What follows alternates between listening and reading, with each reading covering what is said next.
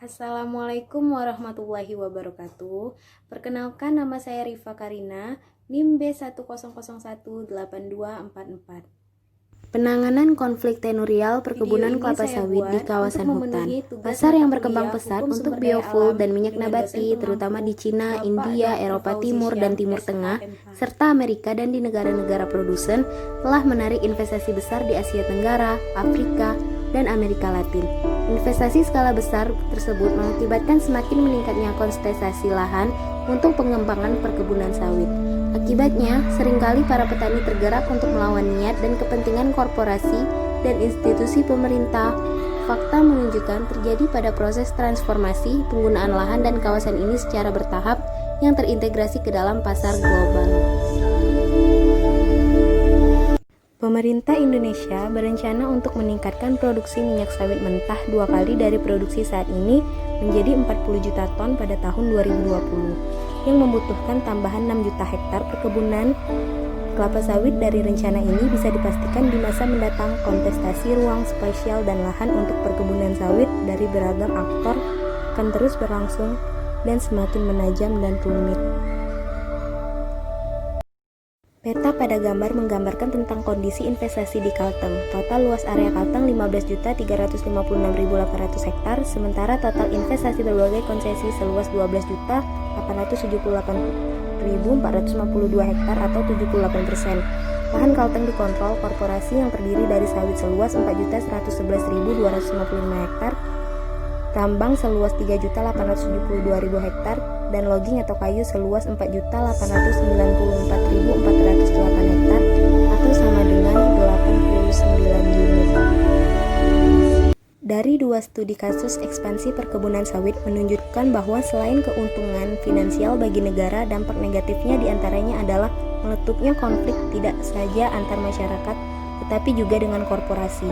Di Kalteng terdapat 300 lebih kasus agraria yang akhirnya menempatkan provinsi ini sebagai provinsi dengan tingkat konflik tertinggi di Pulau Kalimantan. Sedangkan di Kalimantan Barat, Walhi Kalbar mencatat ada 280 konflik, sementara di Kalbar tahun 2014 terjadi 101 konflik antar masyarakat dengan perusahaan perkebunan atau Polda Kalimantan Barat 2014 dalam Koalisi Masyarakat Sipil Kalimantan Barat 2015, BPN Kalbar 2017, sampai akhir tahun 2016 mencatat ada 104 kasus yang terkait usaha perkebunan. Data tersebut menunjukkan bahwa konflik cenderung meningkat dan kompleks. Peta konflik tenurial Karsa 2013 dalam Walhi 2017 telah membagi beragam sengketa tersebut ke dalam 3 ranah, yaitu tata kuasa, tata guna, dan tata usaha. Sengketa yang terkait dengan tata kuasa antara lain pengambilan tanah masyarakat tanpa kesepakatan. Masyarakat menuntut pengembalian tanah, HGU yang dinilai cacat hukum. Kemudian sengketa tata guna antara lain tumpang tindih antara perkebunan dan pertambangan, tumpang tindih untuk lahan perkebunan komoditas karet. Sementara sengketa tata usaha misalnya penyerobotan lahan baik oleh masyarakat maupun perusahaan pengerusakan aset perusahaan jual beli lahan. Resolusi konflik. Di tingkat pusat ada beberapa mekanisme seperti pelepasan kawasan hutan, pemberian tenggang atau daur, dan lain-lain. Sementara pemerintah daerah seperti Provinsi Kalteng juga telah membentuk tim terpadu dan tim audit perizinan. Sedangkan di tingkat lokal peran lembaga adat dan desa juga berjalan. Sedangkan di level korporasi sendiri ada skema penyelesaian konflik seperti kemitraan dan melalui mekanisme tanggung jawab sosial. Upaya penyelesaian itu masih bersifat parsial, sedangkan kebijakan penyelesaian dari negara baik pusat dan daerah juga belum optimal. Dari gambar di atas terlihat bahwa ada kecenderungan semakin membaik pilihan kebijakan yang dilakukan pemerintah. Namun kebijakan tersebut masih jauh dari harapan publik atau rata-rata nilainya hanya 6,2.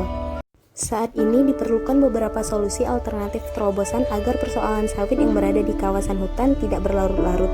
Mengharapkan solusi permanen barangkali sesuatu yang utopis, namun terobosan-terobosan baru tetap diperlukan. Beberapa opsi upaya terobosan tersebut antara lain: 1. Penyusunan dan penguatan tata ruang perdesaan berbasis ekologi daerah aliran sungai. Tata ruang perdesaan selain berbasis ekologis juga berbasis jurisdiksi dalam satuan unit kecamatan yang terintegrasi. Selain sebagai tandingan atau model alternatif penyusunan tata ruang yang bersifat top down, maka dengan adanya tata ruang desa yang kuat, maka ini akan menjadi elemen potensial untuk mengurangi konflik ruang, terutama tata guna lahan. Yang kedua, perlu ada kebijakan batas maksimal luas perkebunan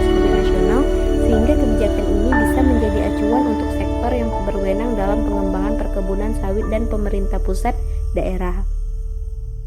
Selain itu juga kebijakan ini juga akan memberikan kepastian dalam penegakan hukum dan mendorong intensifikasi dan hilirisasi. 3. Tora sebagai salah satu alternatif penyelesaian terutama untuk smallholders. Masalahnya ada lokasi-lokasi sawit di kawasan hutan tidak termasuk dalam alokasi yang telah ditetapkan dalam Tora. 4. Sistem administrasi pertanahan tunggal yang merupakan salah satu terobosan penting terkait dengan regulasi. Dengan sistem tunggal melalui registrasi tanah, maka setidaknya akan mengurangi konflik. Dasar dari sistem administrasi pertanahan tunggal dilakukan melalui penggunaan kebijakan satu peta sehingga semua registrasi tanah dapat tercatat dalam satu peta.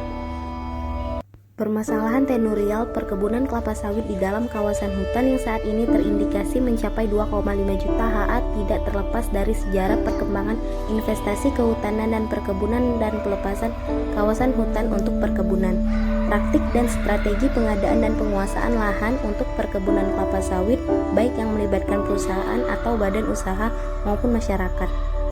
Perseorangan sekalipun sebagian dilakukan melalui tata cara yang legal telah berperan di dalam mendorong terjadinya perkebunan kelapa sawit di dalam kawasan hutan.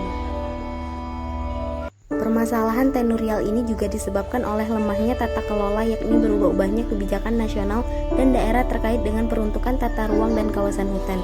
Belum tuntasnya proses pengukuhan kawasan hutan dan perambahan kawasan hutan oleh oknum-oknum yang sering dipicu penyebab utamanya oleh ketimpangan struktural dan keserakahan ekonomi. Sekalipun diakui ada peningkatan performa penyelesaian konflik tenurial melalui berbagai pilihan kebijakan seperti pelepasan dan tukar-menukar kawasan hutan, Tora, perhutanan sosial, dan penegakan hukum. Namun implementasi dari kebijakan-kebijakan tersebut masih belum efektif. Perlu dipertimbangkan beberapa hal berikut untuk lebih mengefektifkan implementasi kebijakan di dalam menyelesaikan penyelesaian tenurial perkebunan kelapa sawit di dalam kawasan agar permasalahannya tidak berlarut-larut dan tujuan kepastian investasi dan keadilan dapat tercapai. Perusahaan-perusahaan perlu diberikan kesempatan kedua untuk mengajukan permohonan izin pelepasan kawasan atau tukar-menukar dari Menteri KLHK dengan menetapkan batas waktu yang baru.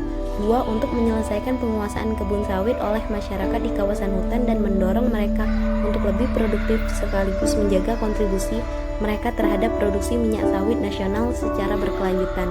Maka ketentuan-ketentuan tentang Tora perlu disesuaikan penegakan hukum melalui penerapan Undang-Undang Nomor 8 Tahun 2013 dan ketentuan lain tentang tuntutan ganti rugi diterapkan bagi perusahaan-perusahaan yang berdasarkan verifikasi dan evaluasi perkebunan kelapa sawitnya berada dalam kawasan secara ilegal. Dan bukan karena inkonsisten kebijakan langkah-langkah hukum serupa perlu diterapkan bagi perkebunan rakyat yang masuk dalam kategori petani usahawan dan elit lokal.